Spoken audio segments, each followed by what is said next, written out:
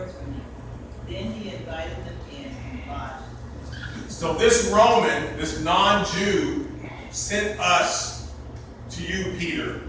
And an angel appeared to him, this non-Jew, and told him to send for you. So you have something for him. Peter had no idea, what am I supposed to tell this person? I don't know, what am I supposed to tell this person? The good thing is that Peter then just went. And sometimes you need to just go, and God is sending you. He'll give you the words when you get there. We don't like to go because we're afraid we're going to be embarrassed. What am I going to say? And we don't want to be embarrassed. So we would rather have a person go to hell than we be embarrassed. And I mean that seriously. I don't want to get up and speak because I might embarrass myself. So I'll shut up. Even though God has something for me to say that might save somebody's life, our embarrassment is more important than that person's life. And that's not good, but that's how we are. So, we know we're supposed to, but until I know what I'm supposed to do, I'm going to wait. And what you have to say might be something that can really change somebody. So we have to trust that God will give you what to say in that time. That God will use, and it's happened every time that you've gotten up to speak. Suddenly God takes over. Amen. In fact, if you prepare something too much, Rodney, God never uses any of that, right? Pastor Griffin does that. We all do that. Have it all written out just to make sure we don't look bad. And then once you get up, God just takes over and you don't even touch it. Mary did that one time. Mary had the church screaming and shouting, and it was totally nothing, not one thing that she had written down. I remember she told us later, not a thing of it. Like as soon as she got up there, God just made us say a whole different thing, So we want to be prepared, and I understand that. But God would love it if we just trusted, That's right. and didn't say, oh, I got to have it all. Because that's what delays us. And God still doesn't. He still knocks the paper out your hand and makes you, say what he's going to say. So Peter did not know what to say to this man. But he said, okay, you guys stay here for the night. Now, here's why it did not occur to him to preach salvation to them. Let's look in Deuteronomy chapter 7, verses 1 to 5, and then verse 7. Read loud. The Lord your God brings you into the land which you go to possess, and has cast out many nations before you. And he lists all the different nations. And when the Lord your God delivers them over to you, you shall conquer them and utterly destroy them. You shall make no covenant with them, nor show mercy to them, nor shall you make marriages with them. You shall not give your daughter to their son, nor take their daughter for your son. Now, it sounds like God is preaching segregation. But here's why. Go on. For they will turn your sons away from following me to serve other gods. So the anger of the Lord will be aroused against you and destroy you suddenly. So here's why. They're going to be a bad influence on you. You're not strong enough. You've been in Egypt all this time. And then now that I send you into the land, they've been nations longer. You've just been a nation for 40 years, wandering around the wilderness. They've been nations for hundreds and hundreds of years. So they're going to come and you're going to be dazzled by all their temples and the gods they're serving, with 8 arms, 15 eyes. And they're going to turn you away from following me because I'm a simple God. And we as people are attracted to complicated gods. We're attracted to pageantry. We're attracted to bigness and all that stuff. We're attracted to that. So when you run into that and see that, you go, ooh, my God, he doesn't talk that much, but you have people dancing around your God, and people come out with veils, and all that stuff is so interesting that excites our flesh. So you're going to be attracted to that, and you're going to be turned away. And then I'm going to have to come in and destroy you. So for your own good, don't do that. Right? God's not saying that it will never happen and you can never talk to them. I'm doing this for right now for you until you're strong enough. And that's what they didn't understand. So they had turned it into a doctrine of God hates the Gentiles. No, God doesn't trust you to not be influenced by the Gentiles. Okay, go on. But thus you shall deal with them. You shall destroy their altars and break down their sacred pillars and cut down their wooden images and burn their carved images with fire. Right. So, and any of you who were ever involved in anything, well, that's all. But bad, bad. God will tell you, stay away from that totally. Get rid of all that stuff. If there's something, remember, if your eyes offending you, cut it out. You got to burn all of that. As long as it's there, it's a temptation to you. So if you're trying to, I'm just making this up. I'm not talking, I have no idea. You're trying to get over smoking. You can't have a secret package somewhere. You got to get rid of that. You know what I'm saying? Or if the television is too much, go out to whatever. You got it, because as long as it's there, it will call to you. Come on, turn me on. And then you just have to do it. So sometimes God says, destroy all their altars, just get rid of all that stuff. You're not even tempted. Don't give the devil a space that he can come in and get to you. Okay, so Ezra 9, verse 10 through 12. And now, O our God, what shall we say after this? For we have forsaken your commandments, which you commanded by your servant the prophets, saying, the land which you are entering to possess is an unclean land, with the uncleanness of the peoples of the land, with your abominations which have filled it from one end to another with their impurity. Now therefore do not give your daughters as wives for their sons, nor take their daughters to your sons, and never seek their peace or prosperity, that you may be strong and eat the good of the land, and leave it as an inheritance to your children forever. Okay, so he's saying Ezra, because they didn't listen to God, of course, and they got in trouble. And Ezra's saying, see, Lord, we forsook what you told us to do. You told us they're an unclean people, it's an unclean land. And by unclean, see, the only things that are clean are the things that have been sanctified and set apart by God. Other things may look clean, but they are not. Because as long as they've been tainted by the world in some way, by the devil in some way, then they're not clean. And God means there are things that He's dedicated to Himself, and then there's everything else. So He calls that unclean. He calls that unclean.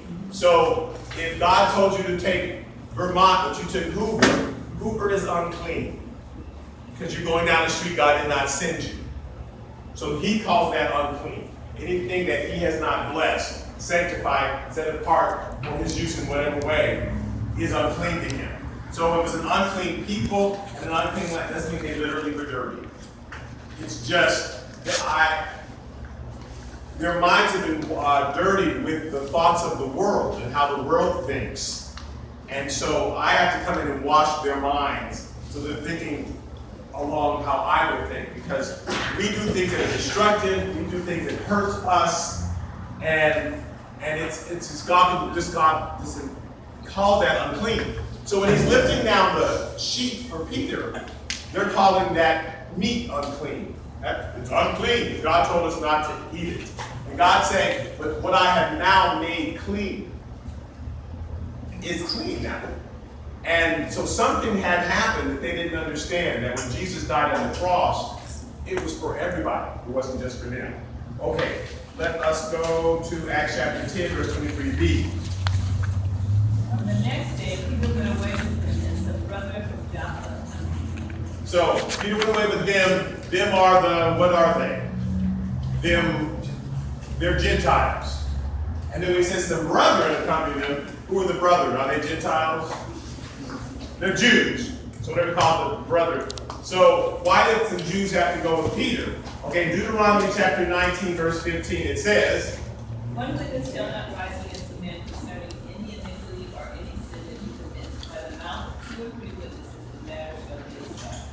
so God is basically saying we can never take the word of one person. Now one person may have an agenda. That would be 2 or 3 people to establish something as being true. So whenever they would go somewhere, whenever they would do something, they would always take somebody with them. Because one person coming back saying, there was an elephant in my kitchen. I don't know if I believe it. But if 2 or 3 people came back and said, no, yes, there was an elephant in that kitchen, then you believe it. So you always took other people with you so they can come back and report and say, yes, this thing that this person talking about is true. So some brethren had to go with Peter. He couldn't go by himself. They didn't know what was going to happen. Whatever he was going to come back and tell them, they wouldn't necessarily believe Peter unless there were 2 or 3 people. That's why they had trouble believing Paul when he first got there. Because Paul was the only one who believed what he believed. We don't know, you might be crazy, Paul. Okay, Acts chapter 10, verse 24 through 28. And the following day they entered Caesarea. Now Cornelius was waiting for them and had called together his relatives and close friends. As Peter was coming in, Cornelius met him and fell down at his feet and worshiped. But Peter lifted him up, saying, stand up, I myself am also a man. So- As he talked, Oh, wait, hold on. That's good. So he's saying, I myself am also a man. Why do you think the guy worshiped him? An angel had come to him, but he said, send for a man, Simon Peter. Why do you think he's worshiping Peter? I mean, just some guesses. Peter was a good prophet. And then he thought that Peter was the one that was telling everything. Right. And so that he was, he knew what he was going to tell them, but not what he was going to tell them. He was going to tell them something. He knew he had a message from him, from God. Right. Yeah, and that's enough. You got the words of eternal life. You have a message from God for me. Because an angel told me to send for you, and that everything I was, needed, everything I had was going to come out of your mouth. So you're this messenger of God. That actually was a reverence. We don't have that anymore, of course. Like the pastor gets up to speak. What's he gonna say? we don't have, and God may have something for us, and we're just, it's so commonplace, or we just heard it before, or whatever. And because we don't have a reverence, we don't know that what we're hearing sometimes is life-changing. So since we don't respect it, we don't take it in and act on it, and therefore we're not able to change us. Not because the words aren't powerful, because our attitude is about the words. So if we say, God's going to speak to me today, if we come in Sunday school, go to church, go to Bible study, wherever you go, and say, I'm going to hear a word from you. If you have a reverence for it, it will affect you.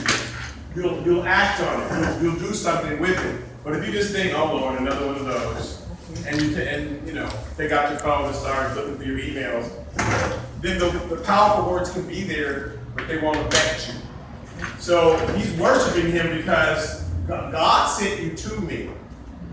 But Peter's saying, don't worship me, I'm just a man. And so that's the other side of it. Well, here's Paula. You haven't seen Paula in Bible speaks.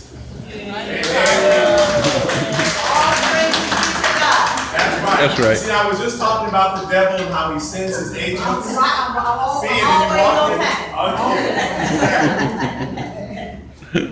in. So, if we think that the person, because sometimes we will worship a person, right? So that's the other side of the coin. Either that person is sending a message from God and we can care less, or we go the other way sometimes and we think, ooh, that person is incredible. That person, and we don't understand, it's just God using that person. That person's just a normal person. But because we think that person is special, then we sometimes think, well, I'm not special, they're special. God's not going to use me like he uses them because they're special, and they aren't. They're just a vessel. And so we have to understand that it's not ever the person, it's always how God is using them. So, I mean, if they lay hands on somebody and they pop out of a wheelchair, that was God who did that. It wasn't that person. That was just somebody who was obedient enough to go, okay. But they didn't do anything. God did it all. And God, so as soon as we understand that it's God and not the person, then we'll be more willing to understand that God can use us too, in the same way. Or in a different way, but God can use us. God can use it, that it's God who's doing it, it's not the person. So Peter's like, just stand up, I'm just a man, get over it. Okay, but Peter lifted him up. Who was reading in verse 26? I myself, this is up. As he talked to him, he went on in, and he would not come. Okay, and as he talked with him, he went in. So Peter's going inside a Gentile's house. This is the first time this has happened. You don't go, because God had said, when you run into Gentiles, burn their altars, don't touch them, get away with them, destroy everything. So you're not supposed to go in their minds.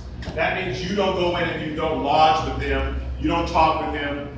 Jews didn't go inside the home normally of a Gentile. And so, but Peter just went on in, there's something's wrong with Peter. Peter's the one who got out the boat, right? Sure, I could walk in the water. How many of us would have gotten out of the boat to walk in the water? Because Jesus was doing it doesn't mean I'm not getting out of this boat. So, but Peter had that sort of personality where he's kind of a daredevil. So he just walked on into somebody's house. He'll just do certain things. Now, that worked against him. Always your greatest gift is usually your worst thing too. So if you're super smart, that can work for you or work against you. Whatever your thing is, it can also be a trap for you. That's always true. So in Peter's case, he was the first one out of the boat. He was the first one out of the tomb. He was the first one to deny Jesus. He's going to be the first. Well, I don't know him. I don't know what you're talking about. So Peter just goes, whatever he's feeling in the moment, he just goes, he just does it. So he walked on in like, okay, no big deal. Someone else start reading. Oh, you got a question there? Yeah. What is The question is, Uh-huh. you know, like you said, God, like you said, a message to you, Yes. and it's hard for you to accept the message. Yes. Can it be because as you go through life, you see messages coming and it's really not true what that person's saying? I mean, that a person's saying, so you just take it close. That particular, yeah. Oh, yes. Yes. Well, that's not God. I don't know if that's God. So it's hard. So therefore, you have to pray for God to help you to accept whatever this person's calling. Right, because maybe 10 other people who look just that person said, oh, I got a message for you, and it wasn't God. So then you run to person number 11, and you just think, oh, Lord, I'm not. So you tune out. Yes, that is how we are. But all along, you should have been looking to God in the first place and not the person. So when we start putting our faith in men will disappoint us, and now we have no faith in any man. But that was our fault for putting our faith in the man in the first place. So you're always looking to God. God, even if this person is crazy, maybe two sentences of what they say might be from you. So I'm going to wait for you to talk to me. And you can use this person if you want. So you're not saying that everything that person says is right. But because I remember turning on I was watching, I'm going to get you in a second. I was watching Christian Network. I lived in Tulsa. So there was 500 Christian networks. And I wasn't hearing nothing. They were making me crazy. And it was just too much stuff that had nothing to do with Jesus, even though it was Christian Network. So I finally turned it off and turned into a lawyer show. And the lawyer got up and the person was on trial and they said, justice is, but I forget what they said, but I was like almost fell out because that was exactly what I needed. Now, this is not written by a Christian, and that probably was the only 2 sentences in that whole show, that was God inspired. But if you keep yourself open to hear from God, you might get 2 good sentences out of somebody that you thought in the past had nothing for you. But you always, it's just about listening to, always just keeping your eye on God. And you do have to pray. You say, Lord, I become jaded because I'm so tired of certain things. So open my heart again so I can hear, because you may have a message for me and I might be missing it because I'm judging this person. Yes, sir. Yeah, it's about looking at your own personal walk. Like Peter denied Jesus 3 times, and then when Jesus told him after he resurrected, he told him, Peter, do you love me? He said, yes. He said, feed my sheep. Peter, do you love me? Yes, feed my sheep. Peter, do you love me? Yes, feed my lamb. And right here, you see where he's talking, and the curtain comes down 3 times. You Right. know, and, I mean, you know, he tells him 3 times to take and eat. And then right here, down here, it says he sent 3 men. Right. So, you know, when you look at your own life and your own walk, you should see signs of God, that yeah, God's in this. Because things will start, if you just look close enough, you'll see things that you might not even know you've done them already. You might not even know that God has just put signs for you to follow. Exactly. And Peter was aware. The reason God did that way because Peter's thinking, oh, I denied him 3 times. I denied him 3 times. So number 3 was stuck in Peter's head. Yeah, that was It's not like God is going to do, if it's 3 times, you know it's God. He's No. different for everybody. That's But for just Peter, yeah. 3 meant something to Peter. Yeah. Does that make sense? 3 meant something to Peter. Now, Peter had a word from God. But you could have looked at Peter and said, he ain't got nothing. He did not, when it got hot, he denied Jesus. So I know he ain't got nothing good to say. Well, then we're going to miss out. Because God can use the person who denied him 3 times. God can use anybody. So we can miss out when we judge a person because they've done wrong and they have done wrong.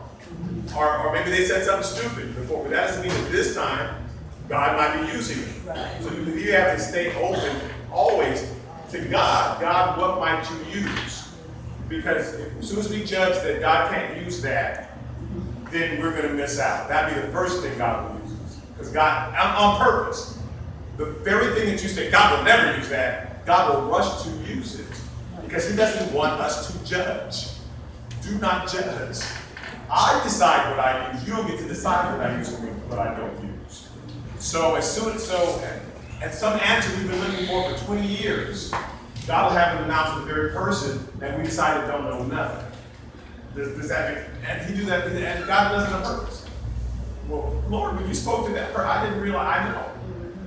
You judged that person, so that's why you missed out. So God would use, he's always teaching lessons. Amen. So we just can't, that's why I have to say, God, open my heart so that I'm open to everybody. And that's what this chapter is about. God changing people's minds, because they thought, well, the Gentiles have got nothing. And now they're finding out they do. So he went in, verse 28, someone else with a loud voice, verse 28 in Acts chapter 10. Then he said to them, you know how unlawful it is for a Jewish man to keep company with or go to one of another nation. But God has shown me that I should not call any man common or unclean. Right. So he went into his house and he said, you know it's unlawful for me to keep company with or even go to one of another nation. I'm not supposed to do that. Now that's not actually what he said. What the scripture said is cut down their altars, chop them down, and he's specifically talking about how they worship God. Do not worship God the way that they do. In fact, I skipped that part where it says, do not seek their peace or prosperity. In Ezra, in the red, in the previous page, I underlined, do not seek their peace or prosperity. Don't try to please them. Don't seek their riches. Don't do things the way that they do it. Don't go after what they are going after. Because I want you to seek my peace and how I prosper you. But we get caught up like, ooh, that person made a lot of money by doing that way, The less clothes those girls wear on stage, the more money that artist makes. So maybe at church, we'll have everybody wear less. We just think, now we would never do that, I'm assuming, I pray to God. That's crazy. But there's other stuff that the world does that we just bring right to church. That really worked really well. When Beyonce had that, and then sure enough, you come to church, and I've seen funny things. Wow. There's a church at Beyonce in San Francisco. Yeah, I saw church of Beyonce. But I'm talking about just a regular church. I've seen regular church members, we've been inviting people over and I think they're dancing, dancing.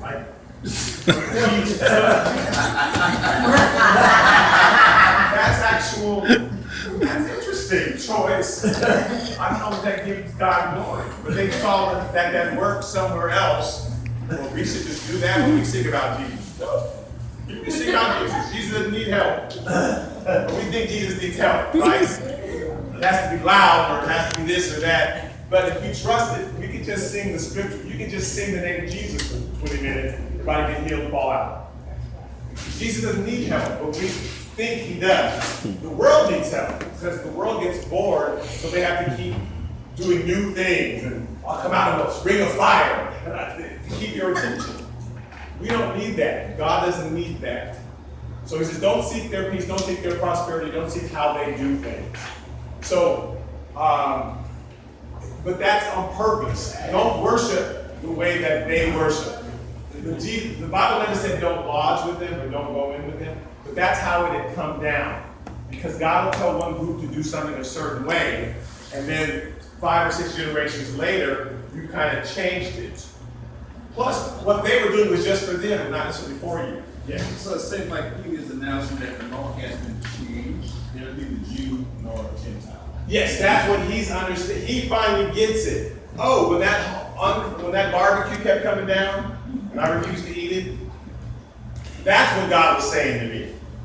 And God just doesn't tell us stuff directly. I wish he would. It makes me upset. God gives you a general thing. He's not that specific on purpose. He shows you something, and then he's going to later help you figure out what it means. That's just how he works. So it's very seldom that God will say, exactly 3 weeks and 2 hours and 4 seconds, this is going to happen. None of that. Sometimes we add that part to it because we want to know exactly when it's going to happen and how, because we don't like waiting around for God. So we'll add that part to it. And God told me exactly 2 weeks ago, that's not really what he said. He said, I'm going to change, or people are going to say, you just wanted to happen this year. So we've heard a lot of this year announcements. God's going to do a new thing, and by the end of this year, because we want it to be this year, we're sticking away. Doesn't mean that God didn't say it. We put the time thing on it. Does that make sense? So at the end of the year, when it doesn't happen, we get frustrated. Oh, well, that must not have been God. No, it was God. You just added your 2 cents to it. So the Jews had added their 2 cents to it. I'm not supposed to lodge with or even go to another nation. Well, that's not what he said. But that's what Peter's now saying. But because it's Peter, he went on in anyway. Okay, so here's what it said. So God has shown me that I should not call any man common or unclean, even though God had called him common or unclean. Ezekiel, verse 36 to 25. Then I will sprinkle clean water on you, and you shall be clean. I will cleanse you from all your filthiness and from all of your idols. I will give you a new heart and put a new spirit within you. I will take the heart of stone out of your flesh and give you a heart of flesh. I will put my spirit within you and cause you to walk in my statute, and you will keep my judgment and do them. So he's saying, I'm going to sprinkle clean water on you, and then you're going to be clean. When Jesus died on the cross, that was the sprinkling of clean water on us. We were cleansed. We think that the cleansing only happens after you get saved. Now, there is a process of sanctification, but sanctification comes in 3 steps. We have been sanctified. We are already saved. It's hard to understand. Then we go through this process of being sanctified, and then when we get to heaven, it becomes official. But I've never bought a house, but I understand that you buy a house and it belongs to you, but then there's this escrow thing, but it's yours. But there's a process you have to go through until all this stuff works out. Anybody bought a house in here? I'll see how we go. Yeah. Oh, okay. So am I correct? There's the process of escrow you go through, and then finally you get to move in. It was your house once the deal was signed at the bank. It was officially yours, but all the money hadn't transferred yet, but it was still yours at that moment. Does that make sense? So, we were cleansed. As far as God was concerned, all our sins were wiped away. Wiped away. And what they didn't understand, that even the Gentile sins have been wiped away. That's what happened on the cross. He doesn't have to keep dying every day and getting on the cross every day to wipe away new sins. Am I losing anybody? Like, well, that's not true. I saw Jesus die yesterday. Or he doesn't have, it's done. He's finished with this. He's sitting at the right hand. I kept always saying he was sitting on the right hand of God. And I thought, well, God has to do everything left-handed because he's sitting on the right hand. But see, at the right hand of God, he's done. His work is done. So he has officially cleansed us. But we now have to accept it. We now have to walk in it. Okay. So when LeBron bought pizzas for everybody, he bought them for everybody. Everybody could have gone, and you would just have to, does that make sense? But only certain people went. But that doesn't mean he hadn't bought them for everybody. He bought them for everybody. Whosoever will, let him come and get some pizza. I went down to the line too long. There are people. Yes. So some people didn't hear about it. Some people don't know about Jesus. That's why we got to tell about it. Some people go down there and the line's too long. And they think, well, that's not worth the hassle. When they find out what they have to do, you have got to give up this and give up that, give up this. They don't want to do it. I'm making LeBron take my pizza analogous to Jesus dying on the cross for our sins. There are people who you can tell about salvation and it sounds too difficult. So they don't feel like going through all of that. No, I like where I'm at. And if you telling me God's gonna want me to give up all that stuff, no. And so they don't take advantage of it. But it doesn't mean it wasn't done for them. They just didn't take advantage of it. So somebody was starving and food had been purchased for them. They were no longer doomed to die of starvation. Food was bought for them. But they didn't take advantage of it. But it didn't mean that they, so you would say you're not doomed to starve.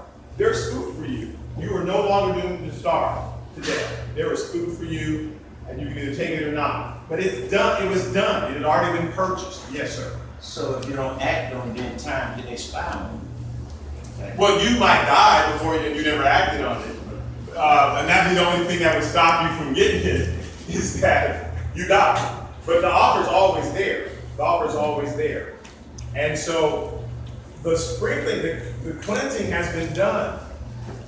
Because Jesus said, what I have made clean is clean. It's done.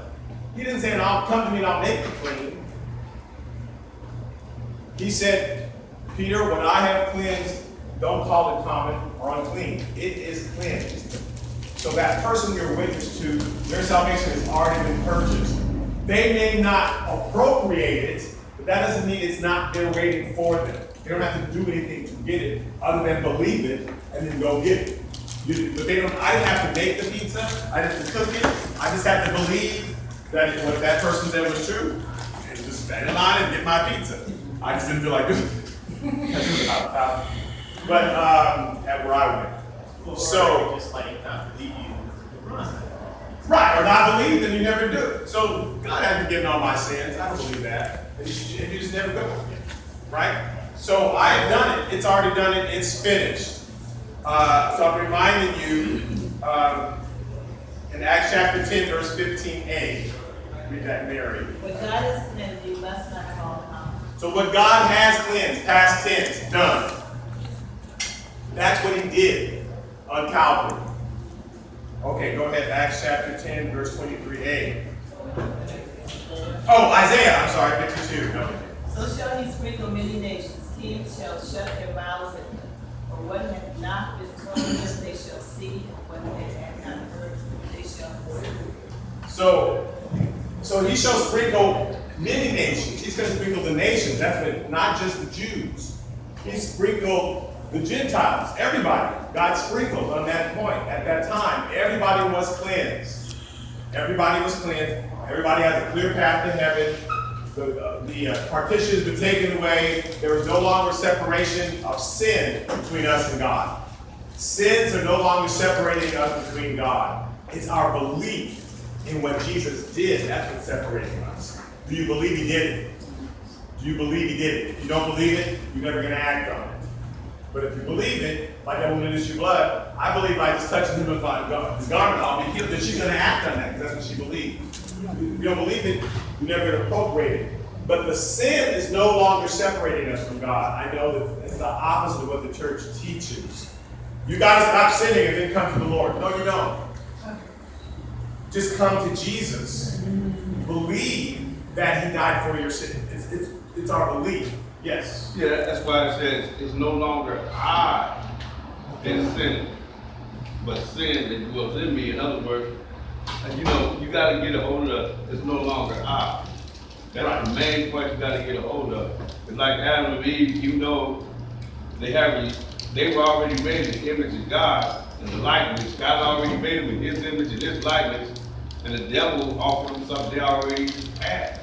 Right. He told them, you'll be like God. Mm-hmm. But God already gave them that. But if you have something you don't know you have it, then like you say, you won't act on it. Right, the devil can talk you out of it. Yeah. So but look what God has for you, go ahead and appropriate it. Yeah. And then you exchange your life for his. And that's what people don't want to do, that part. That's the hard part. Now God no longer lives. So, okay, I not only want to give him as my Savior, but as my Lord. And now I'm going to give myself over to him. So I understand that he saved me now from my sin, but now I want him as my Lord. And that means Amen. I'm giving my will over to him. So when I may want to go and slap that person, but God is saying don't do that, so I'm not going to. I'm going to turn the other cheek. I may want to not forgive that person, but God says, no, sorry, you have to forgive. But you don't know what they did. Yes, I do know what they did, but I also know what you did, yet I forgave you.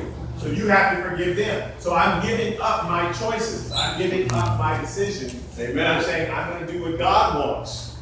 That's the hard part. Yes, people don't want to do. I didn't want to wait in line for 6 hours for pizza. That's too hard. I won't do that. I have another choice. I go home and just make a hamburger. So as long as you think you have another choice, that's just as good or better, you're not going to do it.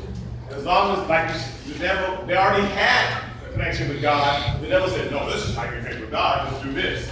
Disobey him, and that will really get you close. And so that's always the devil's operandi, is to get us to go in a different direction than what God wants. But we've already been sprinkled, and that's what he had to understand. Oh, it's already been done. Okay, so Acts chapter 10, verse 23a.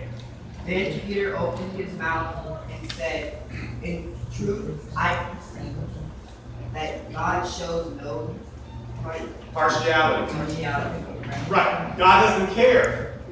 Woman, man, Jew, Gentile, old, young, eunuch, straight, he doesn't care. He saves everybody. God does not care. God doesn't show partiality. We show partiality. Back in James chapter 2, verses 1 through 5. My brethren, do not hold the faith of our Lord Jesus Christ, the Lord of glory, with partiality.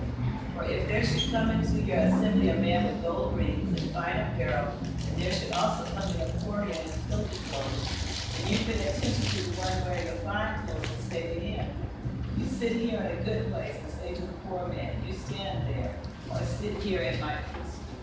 Have you not shown partiality among yourselves and become judges with evil thoughts? So you become judges with evil thoughts.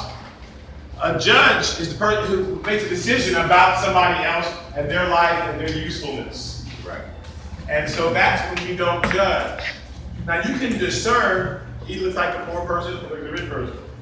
But then don't make a judgment about it. But we do that. Now if we've invited a guest minister, we invited them over to it. We're going to say, yes, come up here because we invited them there. Like if you invite someone to your home, when they show up, you don't go, what you doing here? Around the back. You invited the person over. So it's not like you can never ask someone to sit up front. If you've invited a guest minister, you've invited them to come do that. But he's saying if somebody walks in and you don't know them, you look at the rich person, right, and you look at the poor person, and you make a decision about which one of them God is going to use, and you should come up here. Why? You don't know them. That could be the most evil person in the world. Right? And that poor person could be in disguise, or they could just be a poor person, but God's going to use them more. You don't know.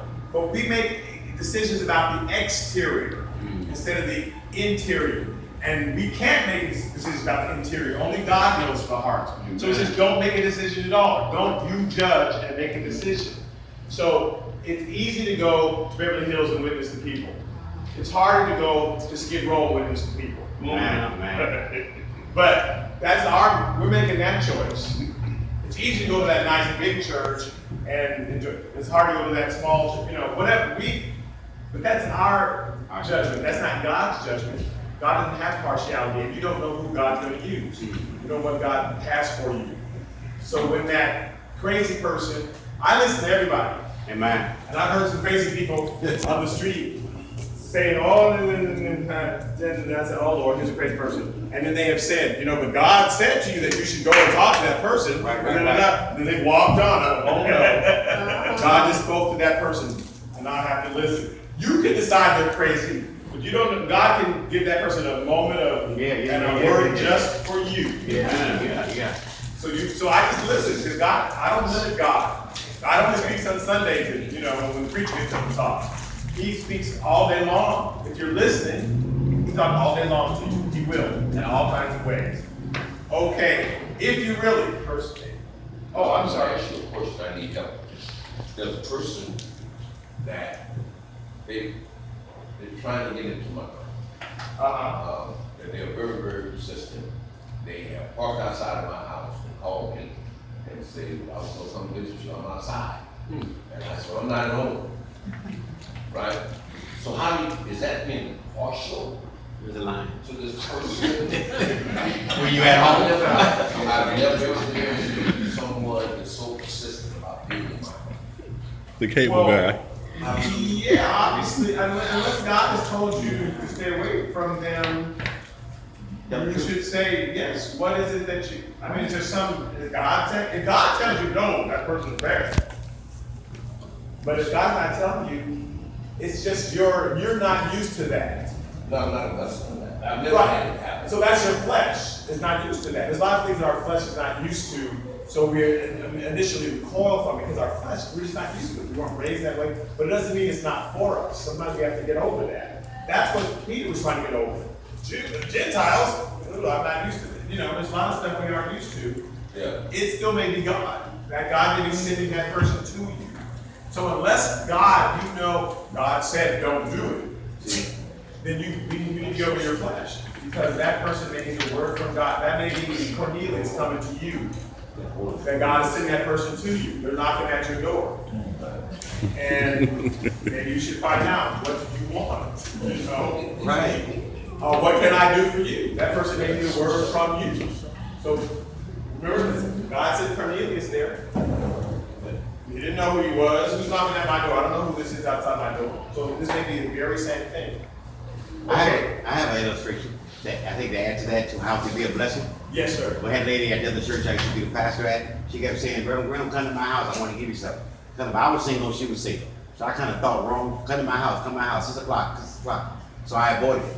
So finally went in. The Spirit said, go over there and just stop that, because every week she kept calling me. She said, I was going to give you $1,000. Your Spirit told me to give it to you. He said she didn't come. I spent half of it. She said, so here's 500. Gave me a suit, a robe, she said, the Lord blessed me with this $100,000 from some family money, and I wanted you to have it. She said, but since you had the spirit of rebellion, Right. she says, I started spending it, so here's what's left. So I learned then that you need to pray and ask God for directions. If someone is so-called stalking you, it might be one to bless you. Right. You just never know. Might. Yeah. It might be, or they may need a blessing from you. You don't know, but that's when we have partiality. Right. Because if who's rich? Who's rich? Paul. Besides Paul. But if some famous rich person was calling you up and saying, "Hey, Ray Charles, come over," Ray Charles, come on. We go, "Yeah, Ray Charles got something for me." But this other person, you would judge, what could they want? Turned out they had that's being partial. That's just looking at the outside. Because somebody in jeans and ratty t-shirt might have $1,000 in the pocket for you. That's You right. don't know. Like Marcus, our friend who bought the sound system, can't get him to wear anything other than jeans and a sweatshirt. When you get right to Nobody it. knows that he's as Right. wealthy as he is. You Right. have no idea. No one knows that he's Jewish. And he has a lot of friends who don't know that he's Jewish, and they say terrible things about Jewish people. Because they don't know that he's Jewish. Wow, wow. And he might have blessed them. And He blessed us. okay, now you know, I know about you. So we're looking at the outside judging, you don't know. So unless God, God says don't go near that person, fine. But if it's just you're not used to it, that's us being partial. The James is saying you're showing partiality. Right. So verse 8. If you really fulfill the royal law according to the scriptures, you shall love your neighbor as yourself. You do well. But if you show partiality, you commit sin and are convicted by the law as transgressors. Right, so the royal, and they ask, well, who's my neighbor? That Samaritan that you hate, that person that you're not your enemy, that person who just cursed you, they're all your neighbor. Everybody's your neighbor. Wherever you encounter it. Okay, so Acts chapter 10, here's what he realizes. Here's what he realizes. Verse 23. But in every nation, whoever fears him and works righteousness is accepted by him. Right, so every nation, whoever fears him, this is what Peter's realizing. It wasn't all Gentiles that God was telling us to stay away from. It was just the ones who had made those altars, those who were doing badly, those who were bad influence. But I realized that in every nation, there are people who fear him, that are trying to find his righteousness, and he's already blessed them, he's already cleansed them. So we don't know who God's going to use. We don't know who God's going to anoint. We can't look at somebody and say, oh, that person, that 3-piece suit, I got a word for you. God's going to use you. It can easily be the person, with shorts and tennis shoes, who God has called to the ministry. We judge the outside. Yeah. And we have a word for this well-dressed person, but not for this one. Or we think this well-dressed person is going to bless us, and we're ignoring that, and you just don't know. Yeah. Or we think God's going to use that man, but not that woman, and so you don't know. God's ready to heal everybody through that woman, but we've said God only uses men. Or God only uses old people. And that child wants to get up and has a word, and we go, well, you need to wait till you're 12. Why? God, you can't, at 10, God can't, Yeah. We just make